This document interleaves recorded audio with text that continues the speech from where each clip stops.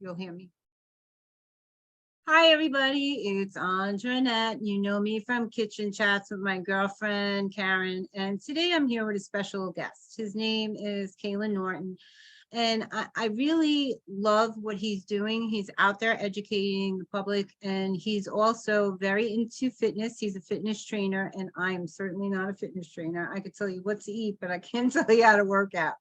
So I wanted him to come in because I really resonated with his story. And in our conversation, I actually met him through my husband. My husband golfs with him. And my husband doesn't like many people, but came home raving about Kalen. And I said, that alone piqued my interest. I said, I got to find out what's going on with this guy. And the more I looked at his website and dove into what he's out there doing, the more impressed I was. And I'm not impressed with many people, Kalen, honestly. So, so I'm going to introduce him to you, and we're going to talk a little bit about what Kalen's out there doing. We'll talk about his marathon. He ran his first marathon at 41. That's big, okay? And then we'll talk about what else he's doing in his career now, okay? So please meet Kalen Norton. Hello. Hello, and thank you for that beautiful introduction. First and foremost, yeah, just your husband and I are, I wouldn't say I don't like everybody, but it's tough to get along with somebody as good as we did out there on the golf course, and everything happens for a reason. I'm very spiritual in that regard. You know, when things happen, you know, whether they're good or bad, I believe there's a reason behind it, and that's the way I like to try to live my life, and that always ends up being the silver lining. So I definitely don't think we met by accident, and thank you again for the beautiful introduction. So like I said, like you said, actually, I'm a personal trainer, but I like to think of myself more at this point as a health and wellness company. You know, I can teach you in a workout, and I can teach you how to eat, you know, based on what your goals are too. But I got my start in New York as a personal trainer, as a busy New Yorker to start off. When I came to New York, I actually didn't know what it is I was going to do yet. And I was one of those people, I just knew it was a busy enough city where I could make money doing as many things as I could, whether that be nightlife, whether that be computer science, whether that be, you know, hosting events, catering events. But I always was a person that was in shape because I played college baseball, played a little bit of pro baseball. So I always was in shape, but I didn't know that I wanted to train people for a living until, you know, I turned 30. I'm 41 years old now. God bless. I'm 56. 30, yeah, I turned 30, and just like, you know, most people know, I ended up having that layer of extra like man fat, you know. It's like, and I still wanted to look like I guess I did when I was a teenager. So I got really serious with my diet. I got really serious with my workouts, and, you know, lo and behold, people started asking me if I was a personal trainer so much. I was like, you know what, I'm just going to get this certification. I'm gonna knock this out. And I did it. And you know, I always say somebody's looking out for me, because the first day, I mean, the very first day I was certified, got my certificate from NASM and everything, somebody approached me and said, hey, are you a personal trainer? And I even kind of, you know, I stumbled a little bit and was like, yeah, I am. I didn't know what my rates were yet or anything like that. I think I said something, I was like, hey, you know, $50. Anyway, so that's how I got my start. And it was jobs, and a little bit of personal training. And then personal training became more and more. And then the other jobs went away. It was like all the things I was doing to make money started to go away, and I started really personal training. And then let's fast forward a little bit to COVID hits, and I'm in training in person only at this point. COVID hits, and I'm like, what am I going to do? Like, wow. Like, and then, you know, one of my clients hit me up and said, hey, Kalen, do you do Zoom workouts? And I was like, well, yeah, sure. That was my way to make money. So I started doing group Zoom workouts.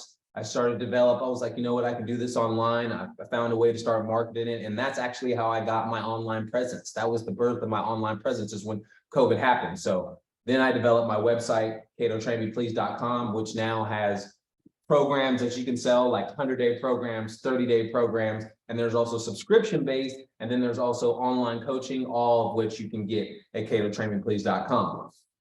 On top of that, in the last actually 2 years or so, and I'm sorry, let me know if I'm rushing, I ran into a charity, a friend who runs the charity. Actually, she's not a friend, but she's a friend now. Her name's Christy Turlington. She has an amazing charity called Every Mother Counts, and we were at a function. And she was telling me she just got done running the New York Marathon and who she runs for, why she runs. And I have two sisters that have had complications in childbirth and pregnancy. I know so many women that have had complications in childbirth and pregnancy.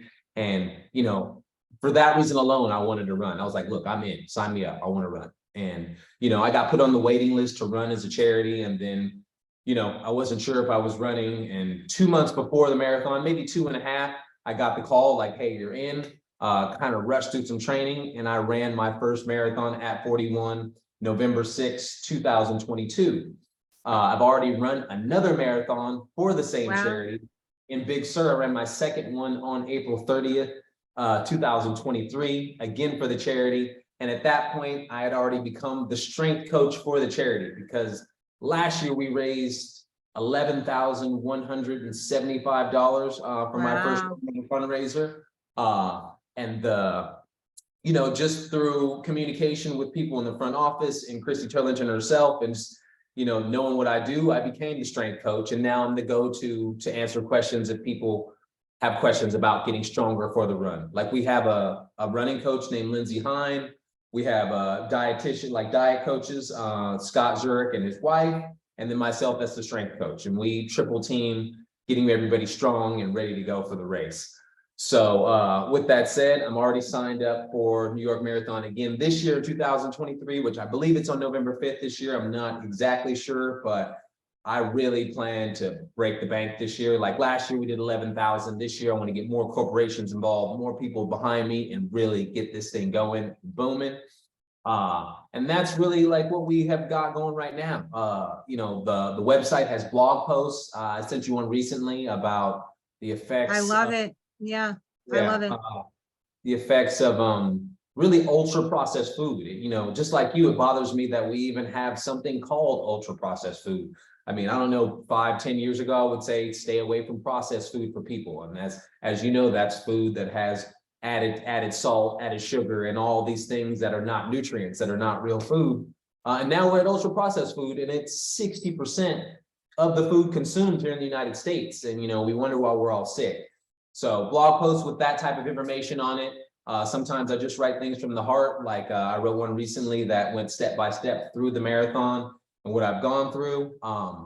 Currently, I book a model job here and there, acting job here and there. I know you're very diverse. I was reading it. I was like, wow, this guy's got his hands in everything.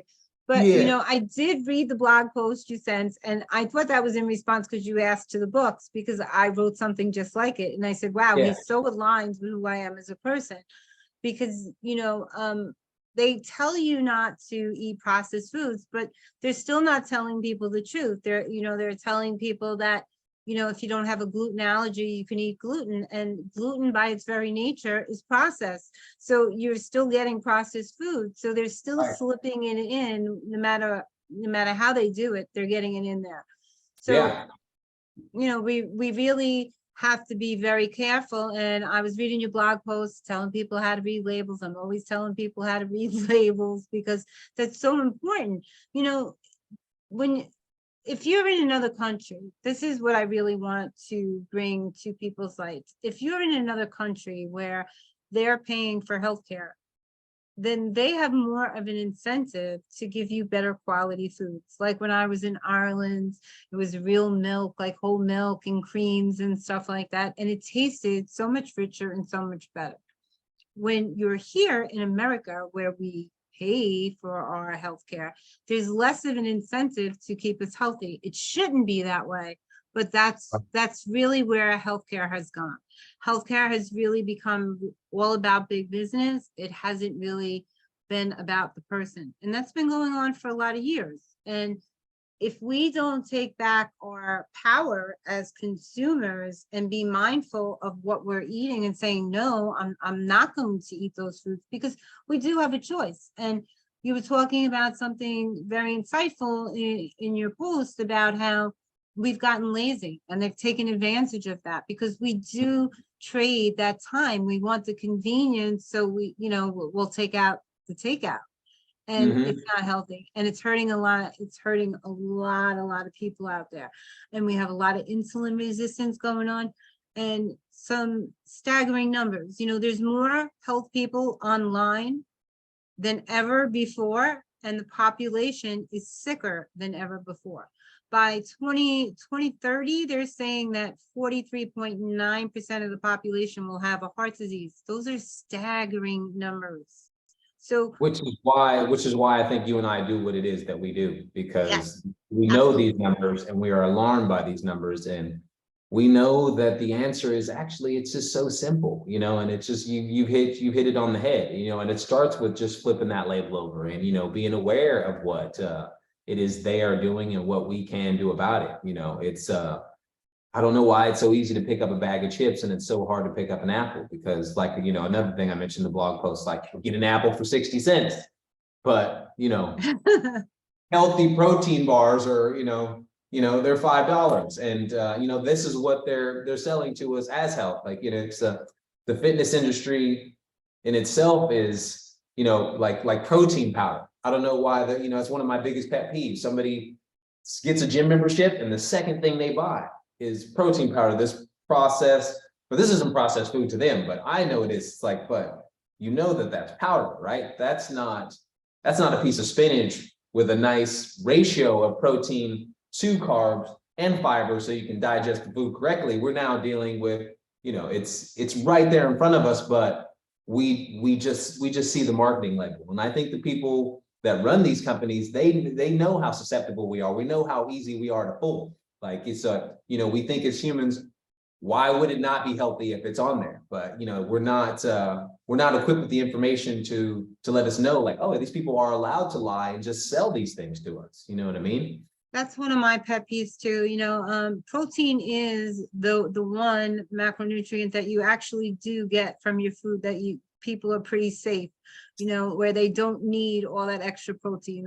That's one of the few they actually get. And people push that like crazy, but they're also pushing a lot of supplements. I'm a leaky gut expert, and people are constantly trying to get me to market their products that are probiotics and prebiotics. And I said, why would I sell your pills for $90 when I can just encourage someone to go to the market? I mean, why would I do that? I mean, Right, does that make right. sense? I mean, and they're going to get more of that what they need, the prebiotics and the probiotics, from the actual food than they are from the supplement. By the time it passes through their body, it's like a minute amount. But people don't think that way. People are stuck in that I need a pill and I need quick, instead of stepping back and taking the time to really invest in their health, I want to say. Yeah. And I'm not talking about like a financial investment. Like I was looking on your website, you have a lot of free videos there. So it's not always like a financial investment, but you do have to put in that time, and you do have to educate yourself, because otherwise you're just out there, feast or famine, trying to figure out what's right. I'm glad you mentioned that, because I would almost say the most important stuff on there is free. Like the latest video is usually free, and you can jump on and just do that. It's the latest one that I do, that I shoot. And then the stretch videos are free. And the stretch videos are they're free to remind people that it's just to do something every day.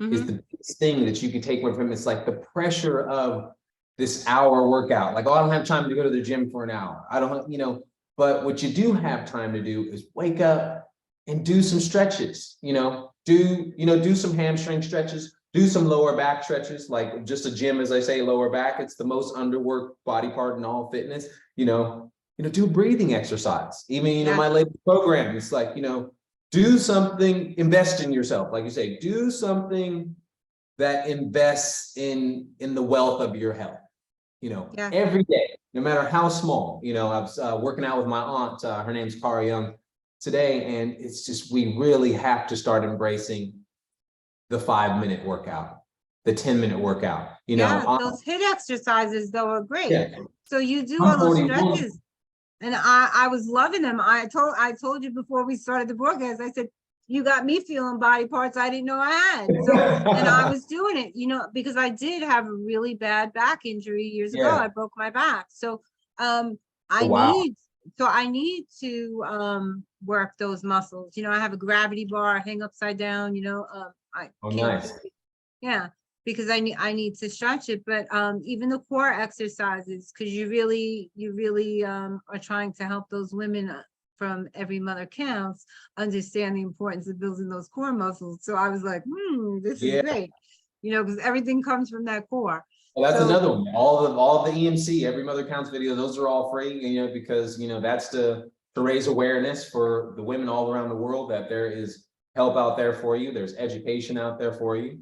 And yeah, like you said, I want that to, I want that to be knowledge for the world to see. That's not something that I want you to pay for. Now, there are some hidden gems. If you decide to, go the subscription route or buy the programs, they will keep you organized. But yeah, like I said, a lot of the best stuff is there, right there for the taking, and like I said, doing something every day and, and not locking yourself into a commitment that is stressful, because what happens is no matter what, let's just say if you start stretching every day, what's going to happen is eventually you're going to be like, okay, I could do a couple push-ups too. That will become easy. You will create that habit and that will become easy. And then pretty soon, you're going to keep adding little things, whether you want to or not. The body can't help but, because you're tracking it now. more. It wants more. Yeah, you can't help but improve, because you're going to be sitting at your desk and you're going to notice that it's not so hard to pick up that piece of paper anymore. Because living in New York, I think it's a tough city to live in. I think about the stairs. There's a lot of walk-ups. There's a lot of bending down, bending over, moving this way, moving out of people's way. There's a lot of people to navigate. It's a tough city to navigate. And, if you're carrying an extra, whatever it is, pounds, or you're lacking mobility because your hamstrings are tight and so on and so forth, all this stuff is beneficial, not for like the aesthetics. Like, yes, I have aesthetics because I like to consider myself a walking billboard, but that's not why I train. I want to be a healthy 100, talk to my wow. So do I. And there's an old expression, either use it or lose it. So if you don't use those muscles now, they will atrophy. You lose the ability to use them later. You'll have difficulty walking. That's a certainty, And you were talking about the apple before, and the potato chips, but I try to tell people, and I guess they don't believe me. They feel like, yeah, that's because you're eating that stuff now. But I was that potato chip girl. I was that Oreo girl. And Yes. the more I ate healthy food, the more my body craved it. When I started feeling good, just like the exercise, just like you're talking about, I started feeling better and my body craved that. It wasn't craving those chips or those Oreos anymore. Doesn't always crave that exercise, but I try to do it. I've never, as long as I was always lucky that I was semi-fit, whether I exercised or I didn't. But every year, maybe you can help me with this. Every year, I share this with my group because I'm honest, if nothing, to a fault. Every year, at the same time, I fall off the wagon with exercise. Like if I'm doing 15 minutes a day, like you're talking about, or 10 minutes a day, come winter, late January, February, I'm like, I can't do it every day. My life gets busy. I'm going to set you up with a subscription. And I'm going to need to take that, because let me tell you something, I slack off, and it's so important for the self-care aspect of it all to really take that time, even if it's 10 minutes, to like find a time in your mind where you could think about something other than your job or something like that, because it really does let go of so much of that stress. That breathing you talked about, you can do that anywhere. You don't have to be in a gym to, calm, center in, find your focus and do those breathing. It does help so much. I remember as you were talking, it made me think of something one of my college baseball coaches told me, and then it's a trick to playing baseball. You got to be able, because this world puts us in a hurry, you got to be able to slow the game down. And that's what something like a breathing exercise is going to do for you, because you see it. We got the Instagram, we got the Twitter, we got the news, and everybody wants to be first and quick. And even when it comes to weight loss or getting in shape, they want, I want to do it in 6 weeks. I want to do it in 5 days. When that's not really what it is. Take a breath, slow the game down, take your time and chip away. Do a little bit at a time. No matter what the world is telling you, how fast you think the world is going, it's still the same as always was. reference another baseball coach. And I remember they used to yell at us and say, you got to work out in the gym for 3 months to see anything. Yes. To see something, you got to work out for 3 months. And then if you decide to not work out for a few days, guess what? You've now begun to go backwards from that time. So it's like, we really got to consistently string these hits together. And really, it's another baseball analogy. Obviously, I'm an ex-baseball player, but consistency, taking your time, one day at a time, it really is. And then when you add in the addiction that all of us have to this food, it really is it's like a rehab program, to get yourself in the flow. And then because I know for a fact, walking around, because I do it for a business, and I people watch, I see people, a lot of people don't realize how good it is they can feel. They're so used to walking around heavy and their brain being foggy and things like that. It takes, unfortunately, it takes being there to know what you got to get back to. Because I'm not perfect. Obviously, I'll have times when I slip, and it's like, I know what I got to do to get back to where I was. And you feel it though. You feel it in your body. So let me ask you, because I talk about mindset with my audience a lot. I was that 300-pound girl at one point. I let myself go. I have a bunch of autoimmune diseases. I lost a lot of family members, and the stress took over my life. The grief took over my life, never mind the stress, and I was still working every day, and I stopped taking care of me. Part of me died, and then I woke up one day and I was like, oh my God, how did I get here? But I had to look at my part in that. It wasn't just the illness. It was me letting myself go. It didn't happen overnight. So I knew it wasn't going to change overnight, Sure. and you have to be real with that. But I did look for all this help out there, the Jenny Craig and all that stuff. And none of those things worked, because a lot of what they were showing was those restrictions that my body doesn't want, that stuck me into fat storage, So I said, why am I doing this with these people? This is what I do for a living. I help people every day. Yeah. Why am I asking them? But until I made that switch in my head that I could do it, nothing was happening. It was like I was stuck. But as soon as I said, hey, I can do this, I got this.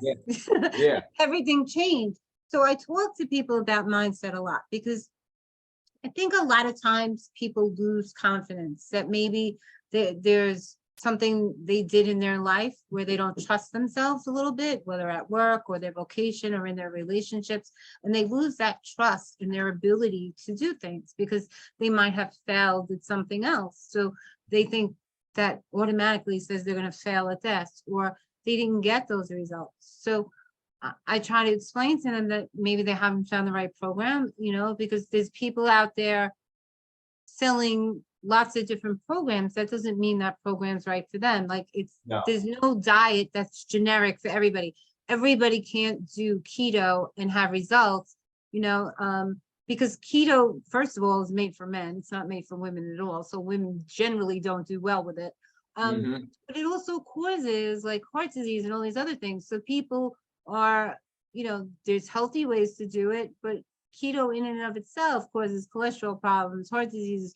So people that are for it promote it.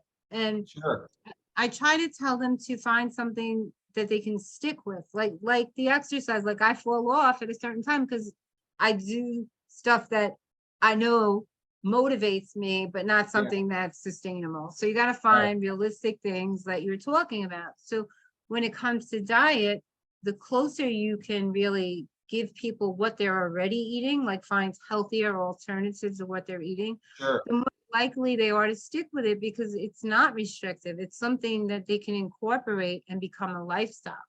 Because I mean, even keto in itself, I wish that now there's keto bars, there's keto chips, there's all this stuff everywhere. It's full. I know, like the Atkins. The Atkins. Like, how can, I would like it if we just embrace the fact that fat is another, I wish that it wasn't called fat because it gets a bad rap, but fat is a good energy source. That's all that it is. Nobody said that we need to be in ketosis and only burn fat and take the carbs away completely and all this other stuff. It's, we put the marketing effect on everything, you know, and it's because, you know, people have to make money, I suppose. And you're right, you know, keto is a more of a man diet. And I've never suggested for anybody to be in ketosis, even though I've been in ketosis and I'm big on my fat If content. you're a runner.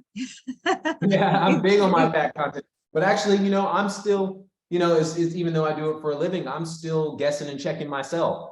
This round, as I train for the marathon 2023, I want to eat more fruits and vegetables.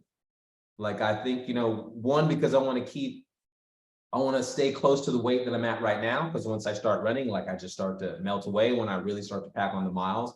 And even though I'm running marathons for charity, those are not my fitness goals. Like, I like muscle. Like, I really don't want the marathon body. I want the athletic body. And that's hard to hold on to when you put in the marathon miles. So the way I'm going to attack that is just really pack on more carbs. So I already eat a lot of protein and fat, you know, and I would say my ratios are probably about 50% fat, 35% protein, 15% carbs. That's kind of how I operate. But as I get this year for the run, I think I'm going to take my carbs up to about 30% and balance it out, kind of go 30, 30, 30. And that's the right way to do it. 30, 30, 30. Yeah. That's the right way to do it, because you need a balance of fats, carbs. Listen, I love fats, you know. If there's a steak around, I'll eat the fat before I eat the steak. I don't eat steak anymore, you know. I eat a lot of plant proteins and stuff like that. Yeah. But I was that fat girl. I love my fat. But people don't understand they have to have them both, you know. And you know that everybody's stuck on that fat-free craze, and you know, without fat, you really don't break down protein properly, and people don't understand that. They're not absorbing that. So it does get a very bad rap. If you overdo anything, if you overdo the protein, if you overdo the fat or the carbs, an excess of either of them will result in fat storage.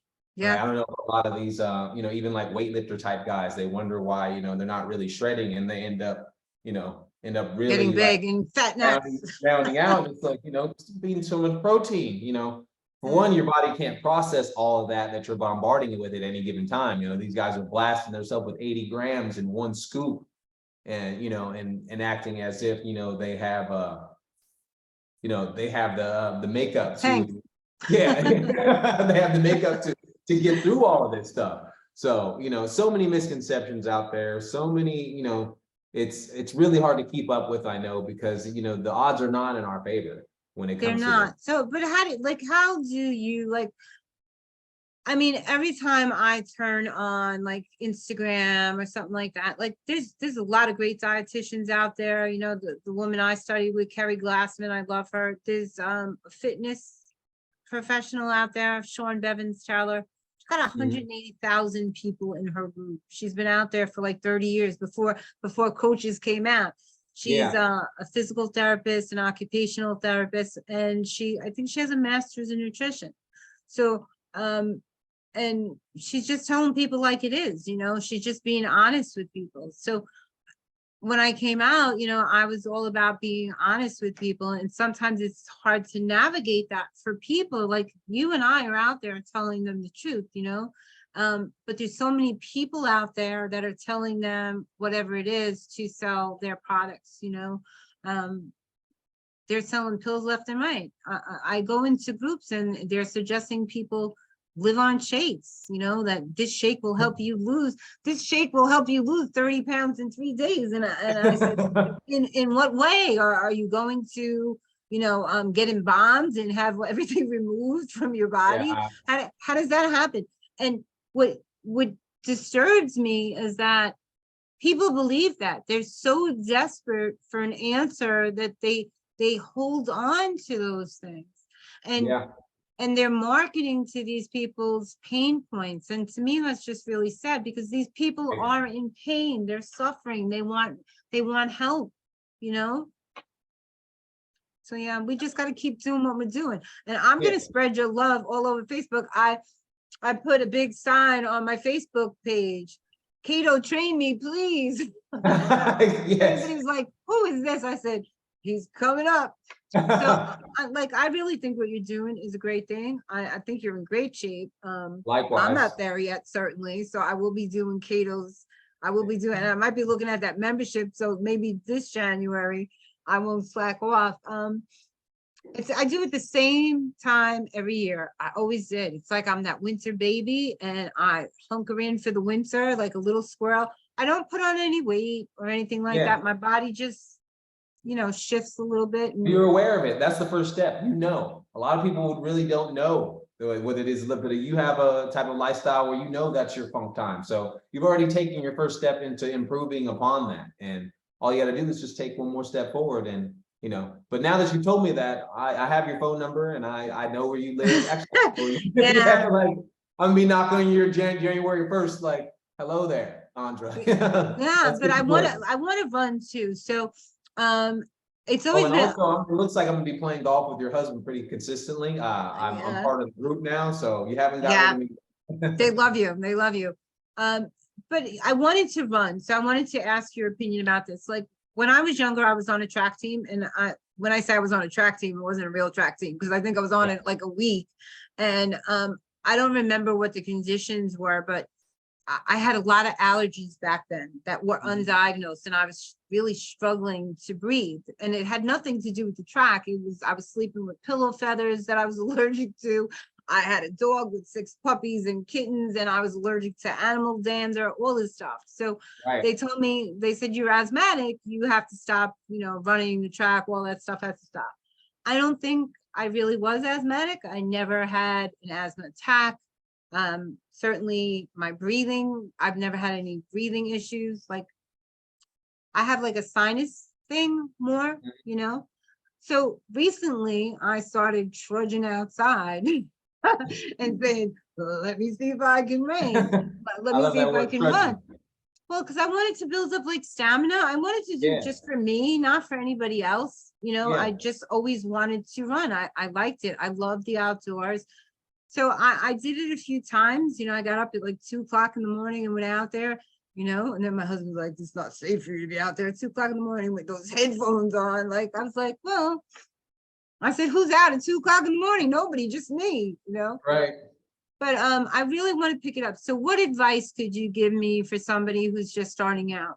I know there's like, when I was on the track team, they told us that you have to have like a rhythm in your head that helps with the steps, because I was very aware of the run instead of like getting into the head. And I need to get out of that head to continue. And I know I got to do that. Your mindset in the beginning, after running, it needs to be slow and easy. Slow, easy, smooth. Because that's what you got to be telling yourself. Whatever pace that you choose in the beginning, even if that's a brisk walk, it needs to be slow and easy and smooth, because you're not in a competition with anybody.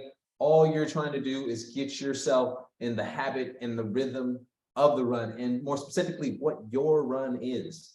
Like, find, and if speed is what you want, believe me, if you start slow and you start easy, smooth becomes fast. Like it's like that old sniper rifle mantra that they have in the military, like smooth, like slow is smooth and smooth is fast. That's what's going to happen. So, and as you're doing the slow and easy, that's going to translate into your breathing. And then as if you are into fitness, that almost every exercise, all it is a breathing exercise. If you control your breathing, you control everything. So I don't want to go on too much of a rant, but it really is start slow, start easy, start smooth, and that will translate into gold over the long run. I promise you. So okay, so I really want to start doing that. Maybe I'll invest in that membership, because you got to invest in yourself. But I do 15 minutes every day. That's my routine. I don't do more than that. So when you were saying doing stretches, I do like a HIIT exercise and that's it. I'm that once and done girl. I have one of those ab rollers in the house. I use that. what more do you need? I'll do my little crunches when I need to, and that's it. But I'm in really good shape for someone who's 56. I'm certainly not, out of shape. I could be in better No, shape you though look after great. doing after doing some of your exercise. I said, I shouldn't be feeling this if I was Yeah. using those muscles. I won't lie, I haven't got to your books yet. It's been a heavy week, but I'm gonna run through your whole reading list. I can't wait. Everything looks amazing, you know, from the bestsellers to the stuff that you've got on your own. Like, I'm very interested in, what you have to say. And I write a lot of stuff, and I give a lot of my stuff to my clients in my group. I've given out so much stuff. So a lot of those books are little PDFs that I created, and it's my way of copywriting them, putting my stamp on it, Right. Yeah. I actually have one self-published book. It's called Soul on Fire. It actually has nothing to do with fitness at all. It's a book of poems, you would say, about 10 different poems with different titles, just my heart poured out into different things. I'll send it your way. Hopefully you like it. I'll read it. I love poems. My first publication was a poem that I wrote when I think I was 15 or 16. Yeah. It was it was called People Long always said Reason. they need a little music behind them, so they almost feel like lyrics of some sort. So maybe there'll be So maybe you got some writing. Maybe you got some writing to do yet. Yeah, Yes, if you ever want to do a book about what it is you do, I have an amazing publisher, because there's nothing like putting your stuff out there and leaving that legacy. And you're doing that every day that you show up for yourself, and you're creating some legacy for yourself. You know that, right? Yeah, I do. And then I'm even more inspired by people like you. Thank you so much for having me here. It's it's been amazing. It's been my pleasure, and I hope that we have other interactions in the future.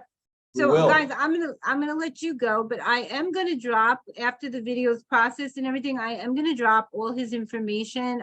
His website is amazing. I looked at it. There's a lot of great stuff there for you.